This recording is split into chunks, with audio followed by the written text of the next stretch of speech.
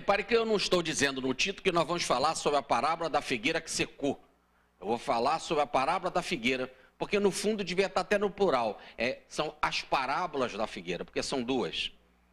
Então nós vamos mostrar isso daqui. Então eu não vou falar só sobre aquela que secou, e sim da outra que foi plantada na vinha. Vamos por parte.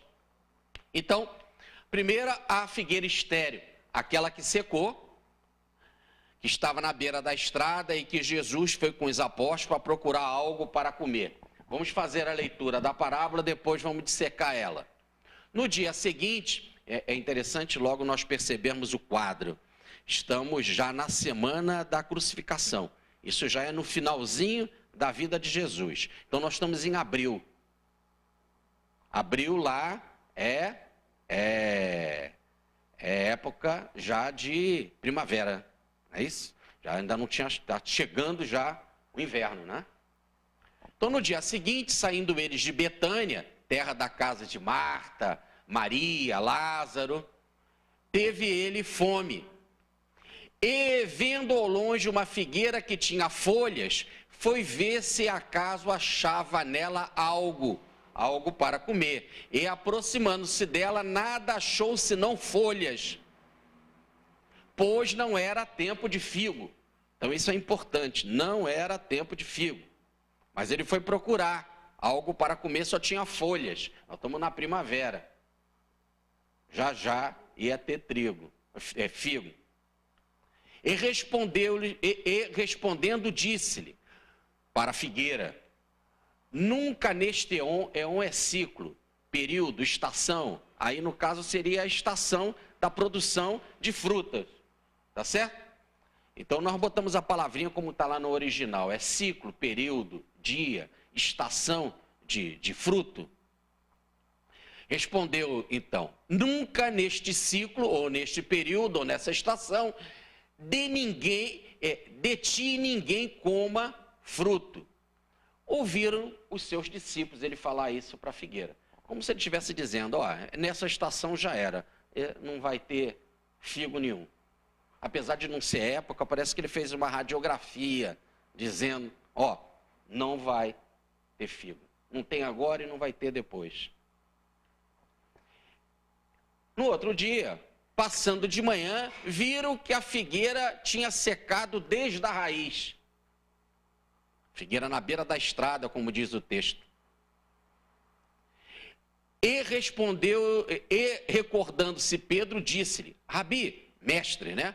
Olha, a figueira que condenaste secou. A palavra condenação é de Pedro. Jesus não falou nada de condenação. É Pedro que está radiografando assim. E respondendo Jesus, disse-lhe: se tende fidelidade a Deus, em verdade vos digo, que quem quer que diga a este monte, desarraiga-te e lança-te ao mar, e não hesitar em seu coração, mas confiar que se faz o que diz, assim será. Por isso, digo-vos, tudo quando orardes e pedirdes, confiai, e já recebeste, e ser-vos-á feito. Parece que Pedro fala de um assunto e Jesus responde por outro. Jesus vai procurar figo, não encontra, só tinha folha. Dá uma mensagem para a figueira, faz uma radiografia. Olha, nesse período, nessa estação, nós não vamos ter nada. Você não vai produzir nada. No outro dia, passaram por lá, a figueira estava seca. Pedro então fez a sua interpretação. A figueira que tu condenaste, Senhor, secou. E Jesus, em vez de explicar o modus operandi, explicar sobre figueira seca, explicar sobre esse assunto, fala sobre transportar montanha. Que quem tiver fé, quem pedir mesmo com firmeza, não hesitar no que está pedindo, pode dizer para esse monte: saia daqui, vai para lá. E a gente pode, inclusive, interpretar assim, tá vendo? Se pode transportar montanha, pode, inclusive, secar figueira. Será que é isso? Vamos meditar. Continuemos. Então está aqui, primeira grande informação: Jesus na casa de Marta e Maria. Marta trabalhando, lembra? Marta trabalhava e, no caso, Maria aos pés de Jesus. Maria disse: Jesus escolheu a boa parte. E Marta trabalhava. Inclusive ela disse, Senhor, manda Marta vir me ajudar, lembra? Saindo de Betânia, teve fome. Esquisito ter fome, porque se Marta agitava-se tanto em serviço, Jesus chegou a dizer, Marta, Marta, te preocupa com muitas coisas, Marta. Se Marta era tão preocupada com essas coisas de comida, ia deixar Jesus sair no outro dia sem comer. Porque foi no outro dia cedo, Jesus saindo de Betânia teve fome. Veja, mais ainda, que coisa interessante, a palavra Betânia quer dizer casa das tâmaras. Se lá é um local, o próprio nome da cidade imagina você falar assim, você está em Franca, né? Essa palavra aqui significa casa de comer. Até o nome da cidade não bate. Mais ainda, em frente à cidade, na vila em frente, era a vila de Bet-Fagé. Como está em Lucas, no capítulo 11, versículo 1. Voltemos, olha a parábola, está em 11, capítulo 11. Então, nesse mesmo capítulo, quer dizer, não precisa ir lá longe, a cidade em frente, e é citada, inclusive, ela por Lucas, é a cidade de Bet-Fagé, é a cidade dos figos não maduros. É interessante, Jesus sai de Betânia, para ele sair de Betânia, ele tinha de passar por Bet-Fagé. Como é o nome quando eles falavam Bet-Fagé? Bet-Fagé quer dizer casa dos figos não maduros. E ali ele tem fome. Mas por que ele teve fome se ele estava saindo de Betânia, que é a casa das tâmaras, do local de Marta, que fazia comida, e o tema gira para assunto de figo e ter fome, logo na cidadezinha de Bet-Fagé, que é a cidade que quer dizer terra dos figos não maduros. Aqui eu só estou traduzindo a palavra como amor e love, assim eu estou traduzindo Betânia e Bet-Fagé, tá bem? Então vocês já estão notando que tem muito mais coisa para a gente pensar, parece que não foi um fato real, o que nós estamos, parece que é diante de uma parábola ou de um ensino espiritual que está por trás do texto, porque o painel não está mostrando. Posso pular essa transparência? Leram? Repare que por isso que eu estou botando essas interrogações, não está batendo. Teve fome, saindo da casa das tâmaras, passando pela casa dos frutos não maduros, é isso mesmo. Se é não maduro, você não pode comer. Então parece que era até o tema que eles estavam discutindo na hora, os apóstolos. É o nome do local.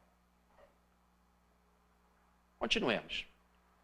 Ele viu a figueira e só tinha folhas, não era isso? Ficou procurando algo. Procurou algo. Não era tempo de figo. Nós estamos em abril. Daqui a 3, 4 dias ele seria crucificado. Estamos em abril. A época de figo é mais ou menos no final de junho. Então, independente disso, não ia ter figo mesmo, não era a época. Agora, quem diz que não era a época? É o evangelista Marcos. E Marcos escreveu o evangelho porque quem ditou para Marcos o evangelho foi Pedro. Pedro era parente de Marcos. E é até interessante que essa passagem aqui é Pedro quem pergunta. Agora, repare bem, então se foi Pedro quem contou o evangelho para Marcos, porque Marcos na época era um jovenzinho quando Jesus foi crucificado, era um menino dos seus 14, 15 anos, então quem contou para Marcos foi Pedro, porque o evangelho de Marcos é calcado na experiência de Pedro. Repare então que Pedro sabia, Marcos quando escreveu sabia, e Jesus não sabia que era época de figo. Sabe aquela coisa de cidade pequena do marido traído? Todo mundo sabe. Veja, agora nós estamos com Jesus, o governador do planeta, que lá no livro do Gênesis, no primeiro livro de Moisés, quando fala da criação da terra, que criou os vegetais, os animais, criou o homem, o sol, lua, estrela, a terra, não é isso? Em cada criação, diz lá o texto, e Deus viu que era bom. Essa palavra Deus aí são os Elohims, está no plural, são os deuses.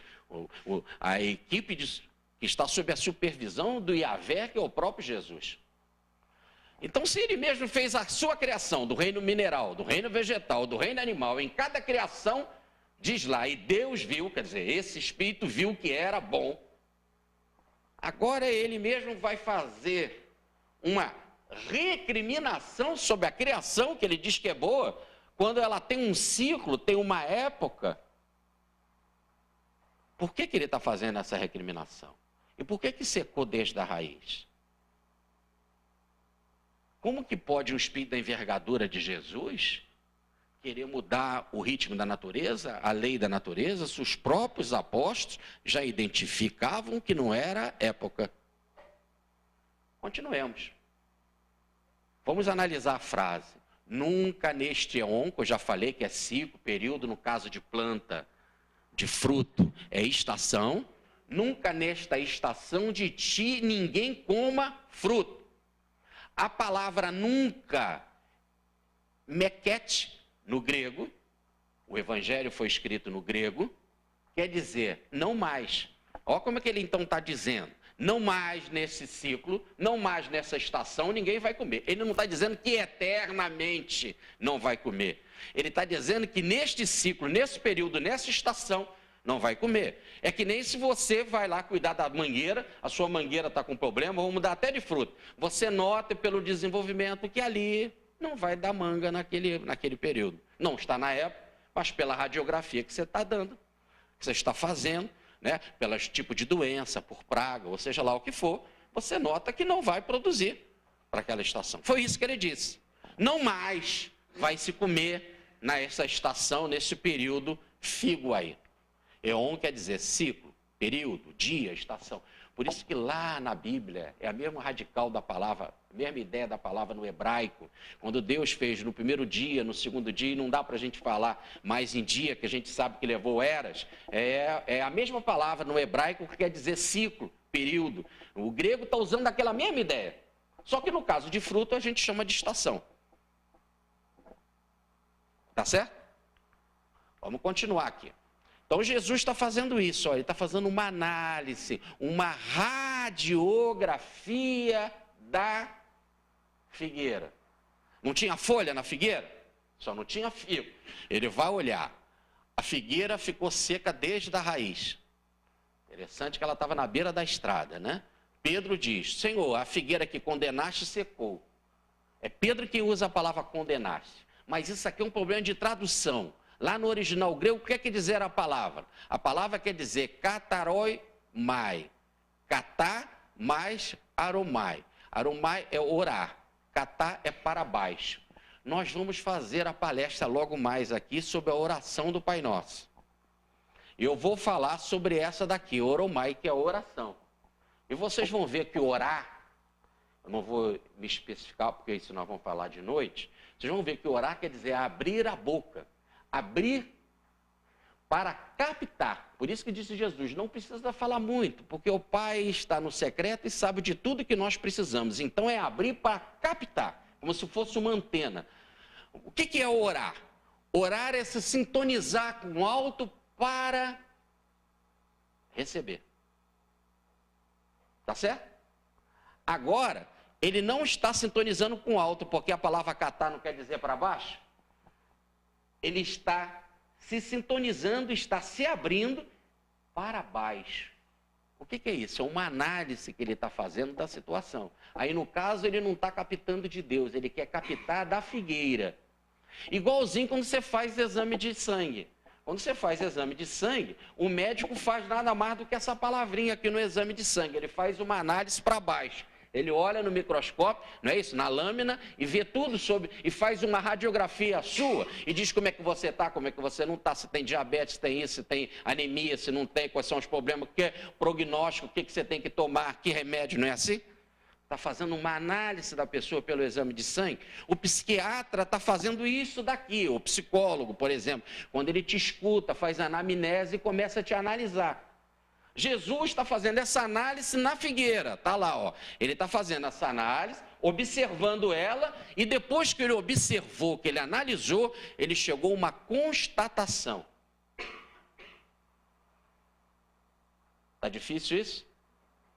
Você olha uma planta e você quer que ela produza tal coisa, que tenha tal flor e tal, você vai ter que fazer uma análise. É isso que Jesus está fazendo. Está fazendo uma análise e chegou a uma constatação. Qual? Não há mais esperança de fruto nessa estação. do jeito que está. Nem tem fruta agora e nem na época que tiver. Não tem jeito. E aí, quando ele chegou a essa constatação, a figueira secou. Mas secou, não foi Jesus que secou ela. É o estado dela mesmo. Ela tinha um problema qualquer, uma doença. E chegou a essa conclusão. Ele percebeu isso. Ela possuiu. O que é? Vamos pensar assim fisicamente. Era um fungo, parasita, que defeito. Tinha um problema qualquer. Quem mexe com planta, quem mexe com essas coisas, poderá aí ter o conhecimento técnico, que não é o nosso caso aqui. Tudo bem? Vamos continuar. Vamos ver da importância do figo. Jesus não queria figo? Qual é a importância do figo? A figueira é uma árvore frutífera da Ásia Menor, se expandiu para a região do Mediterrâneo, está aclimada no Brasil desde o século XVI.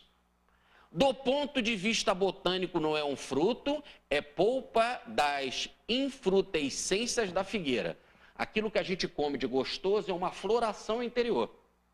A gente não come o fruto. Aquilo que a gente abre é a folha, ela se curva para dentro, a gente abre, é gostoso, a gente come, a gente está comendo a floração dela. Então ela dá flor interior. Mas vamos ficar sem tratar de figo, só para a gente entender. Mas aqui nós já estamos vendo a grande maleabilidade, é isso? A grande condição de adaptação dela. Olha, ela não era da Ásia Menor?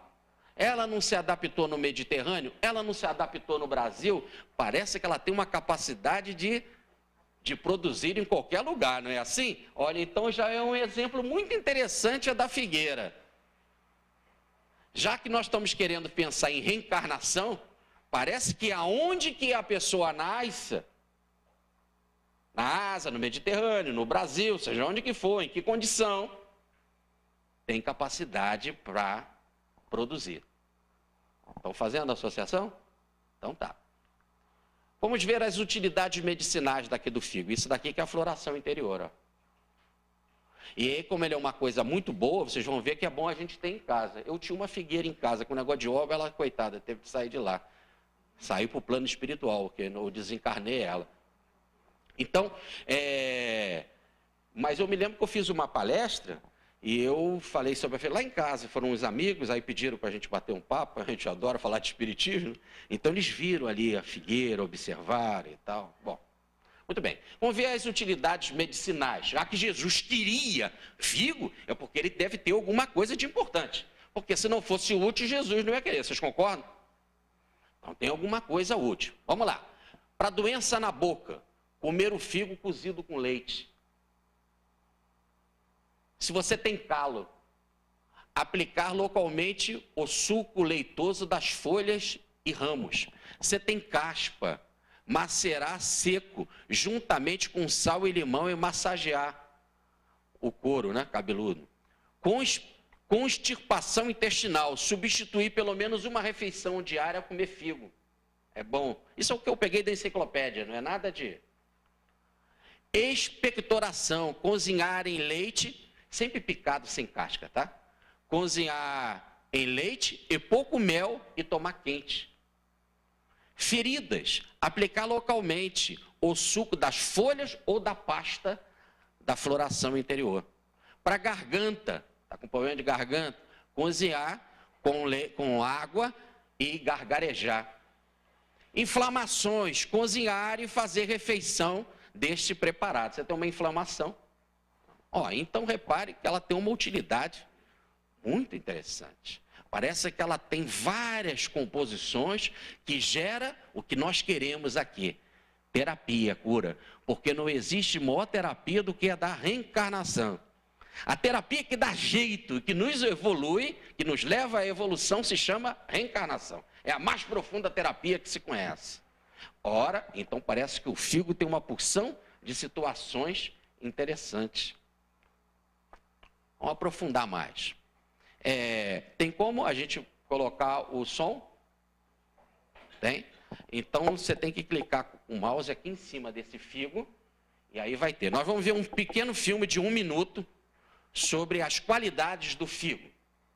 Tá bem?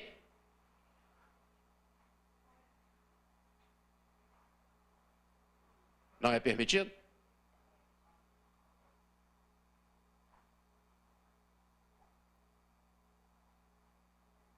Você está na outra página, hein? No meu computador eu só apertava aí, em figo já aparecia.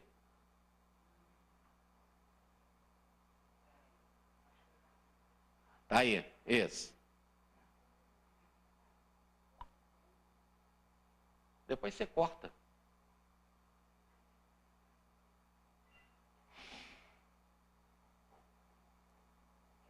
É, esse.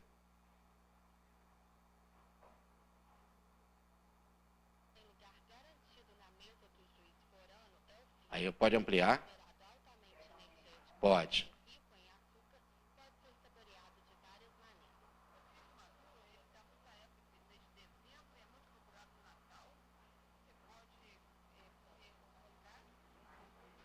Se não der... Tá com creme de leite, pode fazer molho.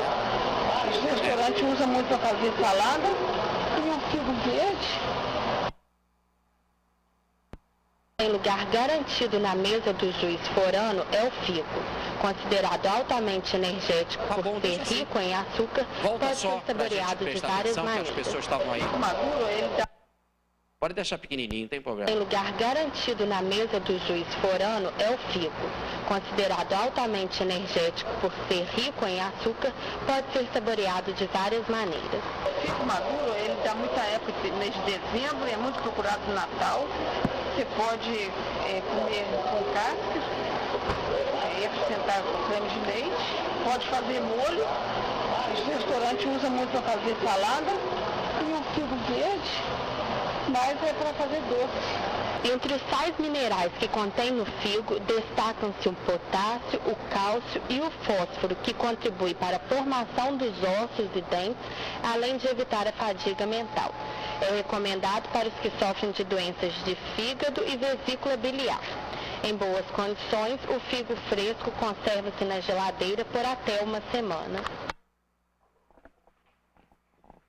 Bom, eu quis mostrar o figo, que aí é uma comerciante falando, né? Dizendo como ele é importante na mesa do juiz forano, logo ele é importante na mesa de todo mundo e na mesa de Jesus. Ele não foi procurar figo? Então parece que não é só do juiz forano, né? E agora ela falou ali de 3 situações importantes no figo: cálcio, potássio e fósforo, não é isso? Bom, o cálcio é principalmente a importância para os ossos, ela falou dos dentes. Nós sabemos os ossos, como que eles são importantes, porque eles que geram sangue. E diz o Levítico de Moisés que o sangue é a alma do corpo. Nós estamos diante de duplo etérico, fluido vital, é importantíssimo. Ele que forma a nossa aura em termos de duplo etérico, em termos de corpo da vitalidade. Mas ela fala em fósforo também, não é isso? E no nosso organismo tem pouca quantidade de fósforo. E por que é importante o fósforo para nós? Porque o fósforo é o elemento mais importante na composição do ectoplasma. Por isso que se doa pouco, só os médios tem tanta quantidade de ectoplasma. E por isso que médios de materialização são convidados a comer peixe, porque é rico em fósforo. E também pode ser em figo, porque também é rico em fósforo e ajuda para o ectoplasma. Interessante a fruta que Jesus estava buscando, né? Não é assim? Tem muito mais coisa do que a gente pode imaginar. Isso nós estamos num assunto mais superficial, sem aprofundar. Estamos buscando a palavra de comerciante, não é nada tão técnico assim. Tudo bem? Então já vimos o filme. Mas aí quando Pedro fala que a figueira secou, Jesus responde assim: fidelidade a Deus. Diga para esse monte, lança-te ao mar. Se você não hesitar no seu coração, assim será. Porque aquele que orar e pedir, já recebeu, e ser-vos-á feito. Parece que é uma necessidade de mais adendos, de mais reflexões, e depois nós teríamos o resultado final. Porque o que nós estamos estudando até agora, diante desse composto aqui, não dá para entender. Por isso que eu estou colocando essa interrogação. Volto então a refletir com vocês. Parece que há necessidade de mais adendos, de mais reflexões, e aí nós vamos chegar a um resultado final. Então, parece que é isso, olha. Até a figura está mostrando. Um pergunta, o outro pergunta, o outro pergunta. Todos querem esclarecimento, estão querendo o quê? Um aprofundamento do processo. Tem que ter, Senhor, explica, não estamos entendendo. Aí vai surgir uma outra parábola. Por isso que eu disse que é uma outra parábola. Eu vou falar sobre a figueira em 2 parábolas. Jesus, então, faz esse adendo, esse aprofundamento, que é a ideia de produzir frutos.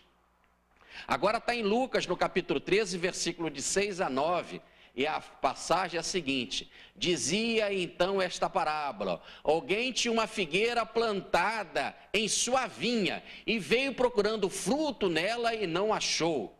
Disse então ao viticultor: há 3 anos venho procurando fruto nesta figueira e não acho, cortai-a, pois para que deixar inativa a terra?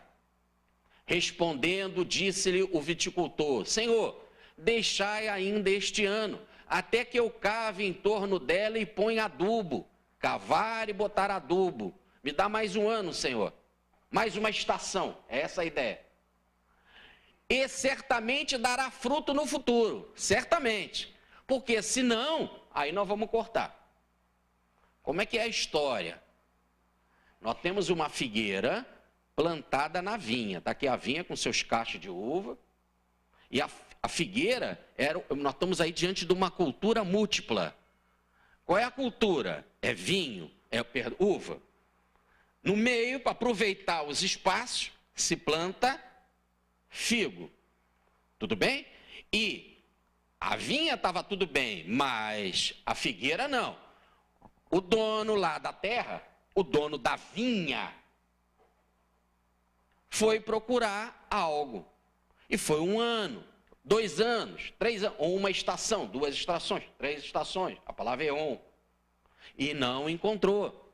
Então ele chamou lá para o viticultor, né, para aquele que cuida da plantação. Olha, estou procurando aqui, não estou encontrando nada. Será que não está na hora de cortar ela? A terra não pode ficar inativa. Olhe bem essa palavra. A terra não é local para inatividade. Aqui é local de produção. Está na hora de cortar? Vamos cortar? Aí o viticultor falou: não, me dá mais uma estação, Senhor. Eu vou cavar em volta, vou colocar adubo. E aí, expectativa. Se der fruto, muito bem. Se não der fruto, aí a gente corta. Vamos fazer uma análise. Está aqui o Senhor conversando com o viticultor e uma figueira. Está aí o bate-papo rolando. O Senhor é o dono. A vinha é o espaço de combinações de culturas. Quais são as culturas? Vinha e figo. Concordam comigo? A figueira foi plantada na vinha. Produção. Há 3 anos vem procurando fruto na figueira. Primeira estação, segunda estação, terceira estação, sem resultado. Dano real. Tornando inútil o terreno. A palavra é essa aqui no grego, katargen. Tornando inútil o terreno. O terreno não pode ficar inútil. Está inútil porque eu não consigo figo, está inútil porque está ocupando espaço, está inútil porque está tirando energia da vinha, está inútil que eu posso botar uma outra figueira para produzir. Está tomando lugar de outra figueira. Não pode. Está inútil porque está tirando da vinha, está inútil porque está ocupando o teu trabalho, viticultor, está inútil porque não está produzindo, está inútil porque eu não estou ganhando nada, está inútil porque outra figueira podia ser plantada. Há 3 estações, não encontro nada. E a terra não pode ficar inativa. Ação é cortar? É essa a medida? Ele pergunta para o viticultor. Não, está aqui o viticultor. Senhor, vou fazer um tratamento intensivo. Vou pegar pesado com essa figueira, senhor. Papo de mentor. Vou pegar pesado. Me dê mais uma 4ª estação. Vou cavar em torno e botar adubo, ó. E vou cavar em torno, não é só cavar em torno no sentido do solo, mas cavar em torno no sentido de poda. Vou podar, vou cavar em volta, vou botar adubo. E aí, vamos ver, Senhor. A minha expectativa é...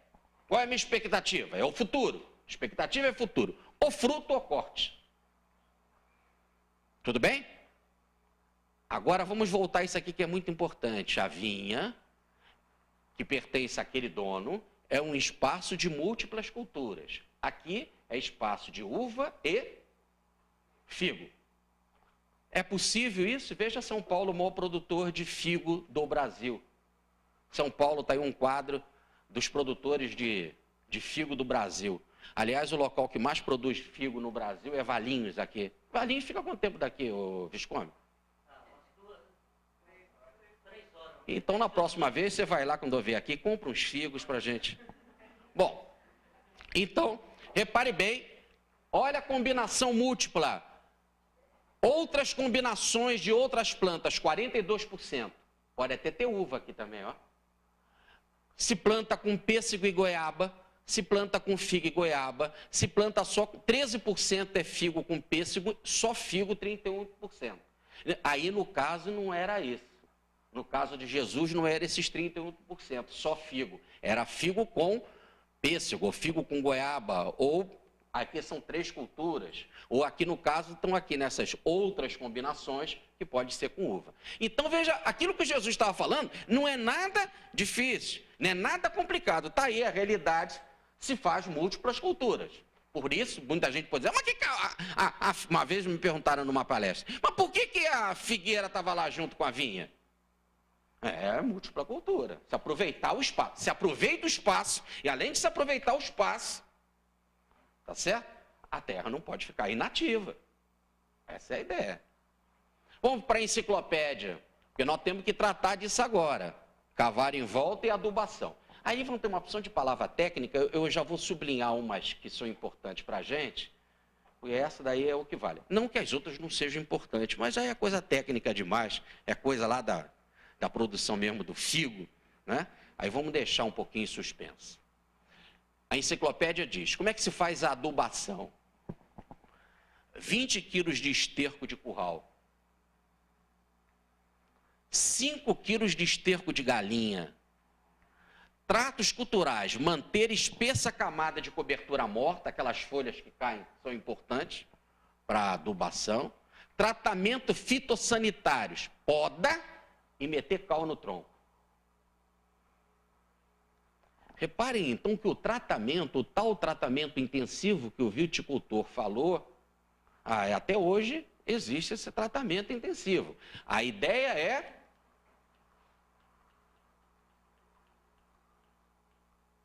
produzir. Tudo bem? Então, o que ele faz? Quando você planta, igual que planta a árvore, bota em volta dela esterco de boi, de curral, tá certo? Depois, no pomar, após a colheita, depois que houve a colheita, para pegar mais energia, você bota 5 quilos de esterco de galinha.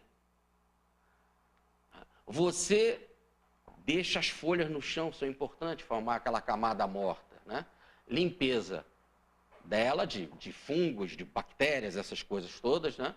Podar e caiar. Ora, e o cal era conhecido naquela época, sepulcro caiado por fora, lembra? Então, todos os ingredientes estão aí possíveis para a produção. Eu quis falar da importância daqui do esterco de boi, de galinha, de cal, de poda, porque aqui eu quero mostrar situações desagradáveis, né, de cheiro, dessas coisas, mas que são importantes, né? Doenças são importantes, cheiro de coisas desagradáveis. Há uma tradição no Rio de Janeiro, na vida do governador Carlos Lacerda, né, em que ele recebeu de um inimigo político uma caixa, e quando ele abriu, era cheia de fezes. Um tempo depois, quer dizer, num outro ciclo, numa outra estação, ele mandou uma caixa cheia de flores para o inimigo político. Não mandou para agradar, são coisas também da política, né? Para rebater. Né? Mas a ideia é de que, olha como o esterco é importante, isso tudo. Vamos continuar. Agora vamos fazer uma exegese, ou melhor, vamos fazer uma análise agora espiritual. Vamos deixar, eu só estou... Aqui vale um parêntese. Entenderam como se analisa uma parábola? Toda parábola tem que ser assim. Você esquece o espiritual, monta o quadrinho, faz desenho, que nem criancinha, desenha, faz figueira, faz vinha, faz isso, bota todas as situações, vai pesquisar na internet o que aquilo quer dizer, aquele personagem e tal. Depois você está com a historinha toda pronta, aí que você vai buscar o pensamento espiritual. Tá bem? Então vamos lá. Pensamento espiritual. Primeiro, o Cristo é o dono da vinha. Quem é o Senhor, dono da vinha? É o Cristo, ele é o governador planetário. Diz Paulo na primeira carta aos Efésios, no capítulo 1, versículo 5. Ele é o nosso pai adotivo. O que quer dizer vinha? Emmanuel fala no prefácio da grande síntese de Pietro Baldi. São todos os departamentos da atividade humana. A vinha significa, então, todas as situações humanas.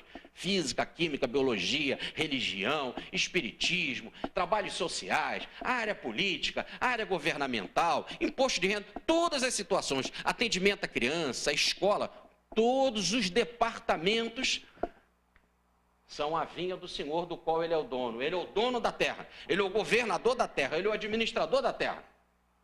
Tudo bem? Agora, lá nesses departamentos mais variados, pense na escola, pense em espiritismo, pense em igreja católica, pensa no estudo de física, química, laboratório. Nesses departamentos ele resolve plantar uma figueira. E a figueira nada mais é do que a espécie humana em evolução. Está ali, ó, a figueira com cara de gente. Tudo bem? Então, em qualquer departamento você pode reencarnar. Um sujeito pode reencarnar para ser profissional de escola. Um sujeito pode reencarnar para ser só um doente, um paralítico, e não trabalhar, ficar independente, ser quase que um inválido fisicamente. Ele pode reencarnar para viver em laboratório, pode ser professor, pode ser presidente de centro espírita, pode ser só ouvinte de palestra. Tá certo? Seja lá o departamento que for, ele nada mais é do que uma figueira plantada na vinha, que é do Cristo, que é o governador. E você está plantado ali, qual o objetivo da figueira estar plantada no meio da cultura da vinha? Para produzir, não é assim? Figueira tem que dar floração interior. Você está plantado aqui na terra, seja lá em que situação for a sua vida, seja lá qual for. Ah, mas se eu for paralítico, se eu for um idiota, se eu for um débil mental, seja lá que situação for, não importa, você está em qualquer departamento, católico, protestante, budista, materialista, seja lá o que você quiser e tiver na sua vida, você está ali para dar floração interior, para dar figo. A vinha do Senhor e ele, que é a produção. Produção é generosidade, dar de si, intensamente. Esse que é o tal figo. O figo é gostoso, ele é delicioso, ele mata a sede, ele conforta. É tão bom quando você bota aquela coisinha gostosa na boca.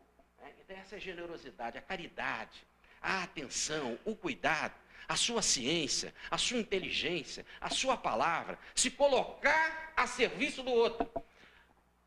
São as reencarnações. Você está ali plantado e vem uma oportunidade, duas oportunidades, três oportunidades. Você tem uma encarnação, nada. Duas, nada. Três, nada. Tem gente que nasce num ambiente espírita, de família espírita. Hoje eu estava almoçando com um casal e eu perguntava, você, como é que é? Você é de família espírita? Conheceu o espiritismo? O casal me disse. Então teve um lá que disse assim, puxa, eu nasci em família espírita. Meus pais eram médiuns.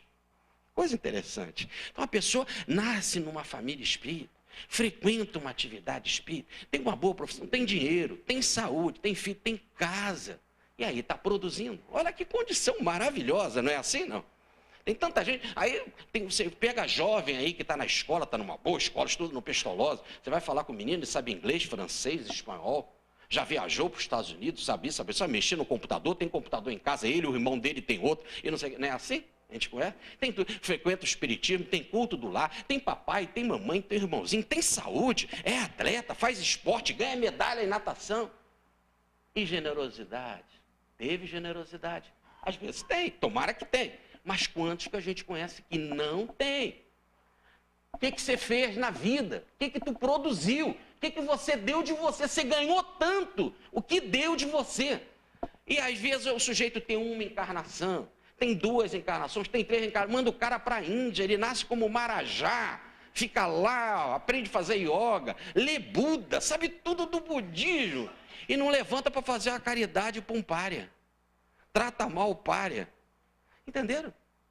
Então tem uma vez, duas vezes, três vezes, o cara está na vinha do Senhor. Imagina tu nascer no espaço do Cristo, sob a proteção do Cristo. Ele é teu pai adotivo. Não existe encarnação ao acaso. Está tudo matematicamente controlado. Ele cuida disso aqui, não é que nem a bagunça do INSS, INAMP, nada. É tudo organizado lá.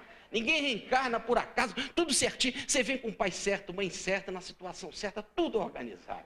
E não produz. Ele só quer isso, generosidade. Dar de você, ser bom, criar um mundo melhor, um mundo fraterno, um mundo de paz, que um ajude o outro. Ama o próximo como a ti mesmo. É a lei áurea. Criar um laço de amizade, de fraternidade, de amor, de perdão, de respeito. E aí nada. Qual é o dano real? Tornando inútil o terreno. Catarguém, como eu já falei, anula oportunidades individuais e coletivas. Porque o sujeito que nasce numa família dessa, numa condição dessa, que tem todas essas possibilidades, escola, boa escola, aprende línguas, isso tem uma boa religião, tem culto do lar, não produz, quanto espírito do lado de lá está querendo reencarnar?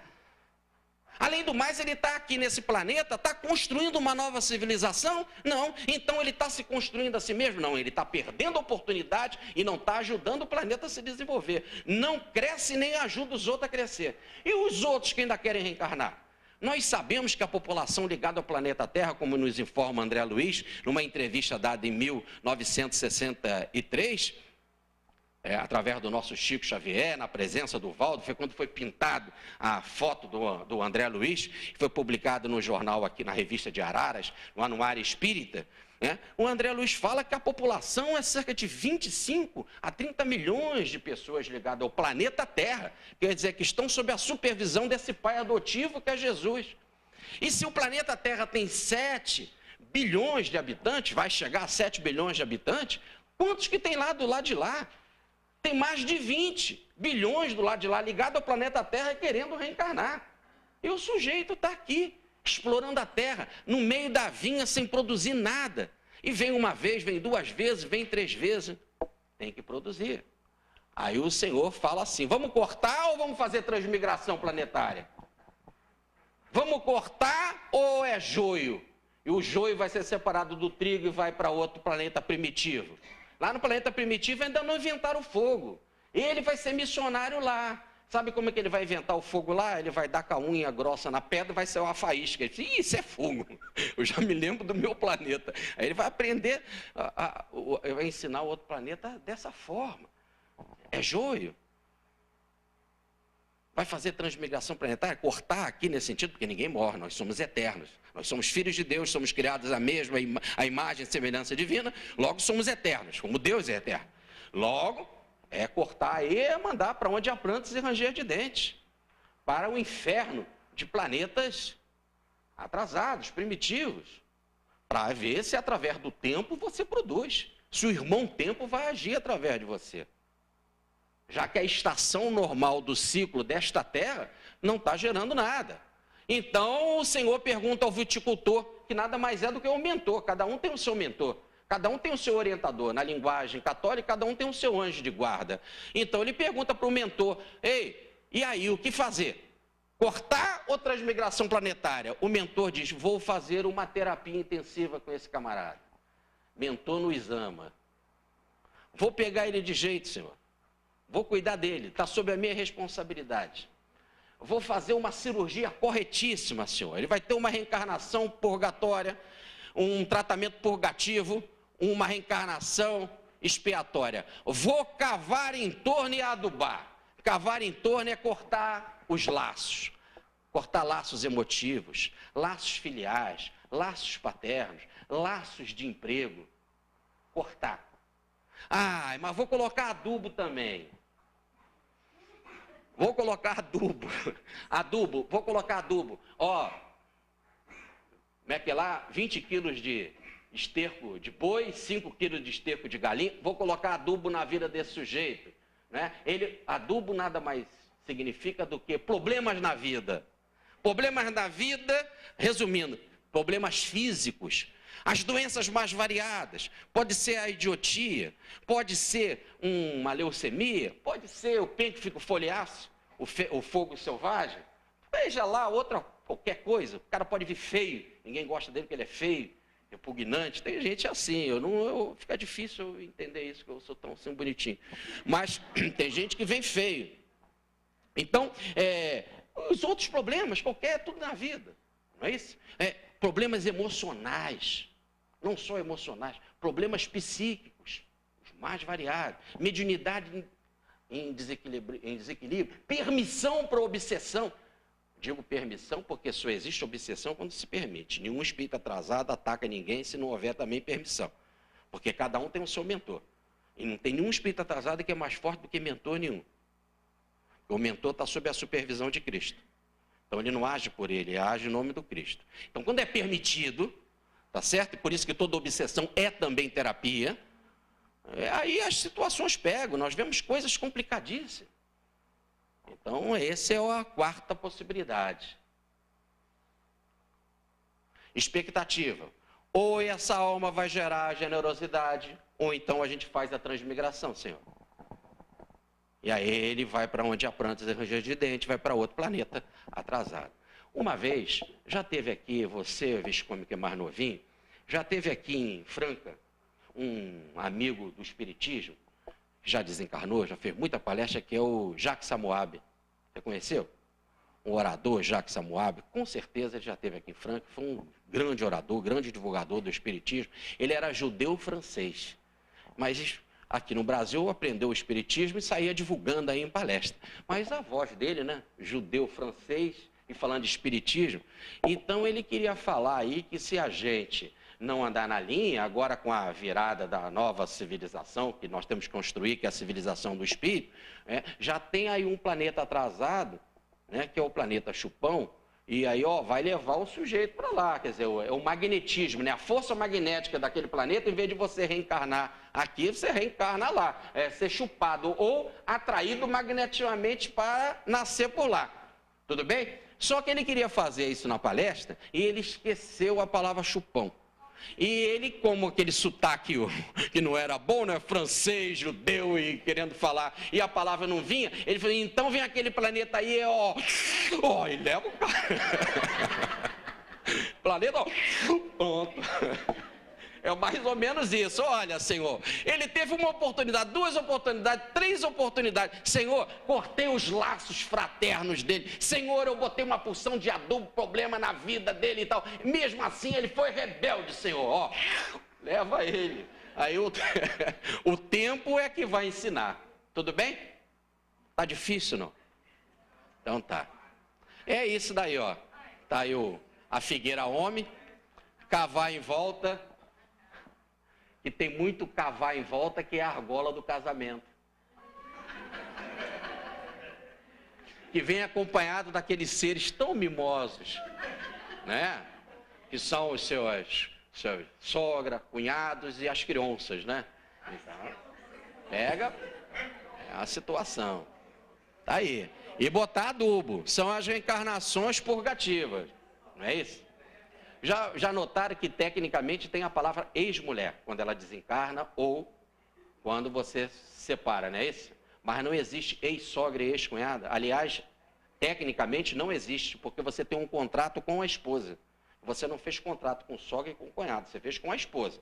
Então, quando você divorcia ou ela desencarna, rompeu este contrato aqui no campo físico. Mas como você não fez contrato com sogro e com cunhado, eles vão ficar eternamente sogro e cunhados. Para sempre. Se você casar 10 vezes, você vai ter 10 disso tudo aí. Tudo bem? Bom, então, podemos já indo. Então, a ideia é essa. O que é essa generosidade, esse processo aqui de cavar e colocar adubo? essa frase de Jesus: vim para que tenhas vida e a tenha em abundância. Mas que vida que vai gerar aquele figo maravilhoso? Essa figueira está viva, está bonita, está cheia de proteínas, vitaminas, sei lá o nome que se dá tecnicamente, mas vocês estão me entendendo, e aí produz figo tão gostoso. Tem gente assim que está tão rica de vitaminas, proteínas, cálcio, fosfato, espiritual, que são as virtudes, daí a palavra virtude do radical de viril, de força espiritual, que é a pessoa que produz figo maravilhoso. Você encontra um Chico Xavier na tua vida, que floração interior, que figo maravilhoso. Você encontra um Pietro Baldi, aqui a nossa instituição, um Vicente de Paulo, não é isso? Então aí, agora tem outros que não produzem nada, estão no mesmo espaço, né? Então tá. Agora nós podemos então explicar a frase de Jesus. Se pensarmos em encarnação, fica certo. Temos que ser fiel a Deus. Quem te mandou para cá não foi Deus? Você não é filho de Deus? Você não entrou no departamento dele? Não é ele que mandou Jesus supervisionar aquele planeta? Seja lá o departamento que você tiver. Quer dizer, o meio em que você nascer, você vai ser professor, químico, físico, presidente de centro espírita, médium, isso aqui. Seja lá. A ideia é produzir, dar vida, gerar floração. E aí, se você disser assim, está complicado, Senhor, estou cheio de problema, porque às vezes cavaram em volta, botaram adubo e colocaram os problemas, né? Lá, cavar em volta e colocar adubo. Então, tá difícil, o relacionamento com a mulher está complicado, os meus filhos são teimosos, a doença lá do meu pai, o meu problema de emprego, o meu chefe é tão duro. Não dá, Senhor, nessa situação não dá para eu produzir. É aí que Jesus entra, não tem isso com relação à figueira homem. A figueira da vida, aqui do figo, ela tem um ciclo para fazer. Em abril não vai encontrar mesmo figo. Por isso que ele não estava falando da figueira de cá. Em abril você não encontra, tem folha, ele só vai dar em julho. E ele sabia que a natureza era boa. Marcos sabia. Marcos mesmo diz, não era época de figo. Raciocina, ele não está falando dessa figueira. Está falando da figueira humana. E a figueira humana, seja lá como for, seu filho é idiota, seu outro filho também. Nós vamos ver aqui um caso de uma família que tinham 2 filhos assim, prostrados na cama. E daí? Veja Jerônimo Mendonça. Não enxergava. Jerônimo Mendonça só falava e ouvia. Era cego, só falava e ouvia, era paralítico do pescoço para baixo. E só podia falar 20 minutos, por causa do problema no coração. Então ele é levado em maca. A Kombi não tinha bancos. Entrava a maca. Os empregados iam em outro carro, os companheiros, os ajudantes, né? Os enfermeiros. Depois pegavam a maca, ele já esteve aqui em Franca, quantas vezes, em tantos outros lugares. Botava a maca, tinham de segurar o microfone para ele. E ele falava, Jesus, Jesus, para todo mundo falava, fazia uma pressa de 20 minutos. Escreveu livro, escreveu não, ditava livro. Pronto. Mas não dá, Senhor. Você vai escolher. Ou produz, ou transmigração. A terra não pode ficar inativa. A terra não pode ficar inativa. É escolha de cada um. Ou produz. Não tem como. Por isso que diz, está difícil. Olha, um monte é muito grande. O problema na minha vida, que a gente chama de monte, que pedra na vida, né? O monte é muito grande. Você pode dizer, lança-te ao mar. Você pode ter controle sobre a tua vida. Manda nela. Seja o cavaleiro mandando no cavalo. Não deixa ele te obedecer. Faça sem hesitar no coração. Fé em Deus. Confie em Deus. Deus não está lá nem acolá, está dentro do próprio homem. Se você assim fizer, sem hesitar, assim será. Quando orar e pedir, é como se já recebeste. Assim será feito. Você pode pelo menos dar bom dia. Você pode sorrir. Pode agradecer a vida. Pode fazer oração. Pode fazer uma vibração de amor para fechar. Francisco de Assis, problema no baço, dores nos pés, nas mãos, no lado, por causa das estigmas, cego, com dores tremendas nos olhos, sangrando, pus. Ele resolve então ouvir do companheiro a leitura dos textos evangélicos, porque ele não conseguia dormir porque estava com insônia, porque tinha uma peste de ratos. E aí os ratos passavam por cima e tal. Ele, então, o que ele faz? Faz uma oração. E Jesus aparece para ele e diz assim, confia, você está no reino de Deus. Pense nisso. Já está, é como se estivesse já acontecendo. Já saiba agora qual é o resultado. Reino de Deus. Ele ficou tão feliz, que ele levantou, pediu um amigo para conseguir alguns pauzinhos, inclinou um no outro, fez como se fosse um violino e fez o cântico a todas as criaturas. Senhor, como o sol é lindo, a lua, as estrelas, o fogo, a água. É isso. Em todas as situações, produzir figo. Francisco de Assis. Em todas as situações, produzir figo. Veja o Chico Xavier. 430 livros. Angina, úlcera. Mas o Senhor vai dar um alívio porque o sujeito é missionário. Não dá nada. Tudo complicado. Veja o caso de Santa Teresa d'Ávila. Né? Passando por todos os problemas, tantos problemas que acabou escorregando no rio. Era a correnteza, época de chuva, e lá foi ela arrastada pela correnteza. Quando ela debaixo da água, achando que ia morrer. Ela falou, Senhor, por que faz isso comigo? Porque tu é minha amiga. E ela falou assim, mas Senhor, como é que tu trata mal os amigos, Senhor? Se tu faz... Ela ainda fala assim, Senhor, por isso que tu tem tão poucos amigos. Mas é porque ela precisava passar por essas situações. Não é Jesus que está mandando ninguém por rir, não é Jesus que está dando angina para ninguém, não é Jesus que está dando úlcera para ninguém, não é Jesus que está dando uma mulher complicada para ninguém. Quem escolheu a mulher foi você mesmo. Quem botou ela na vida foi você.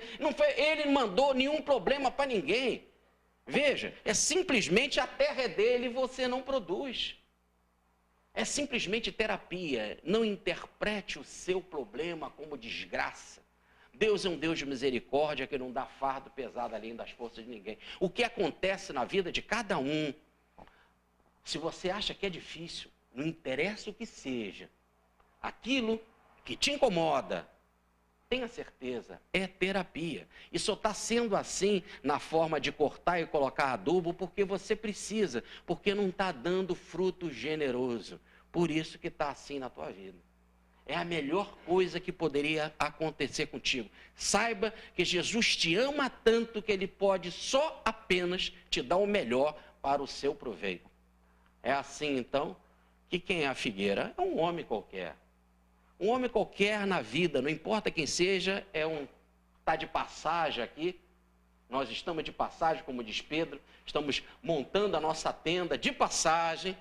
Somos passageiros, nós não temos que ficar presos aqui.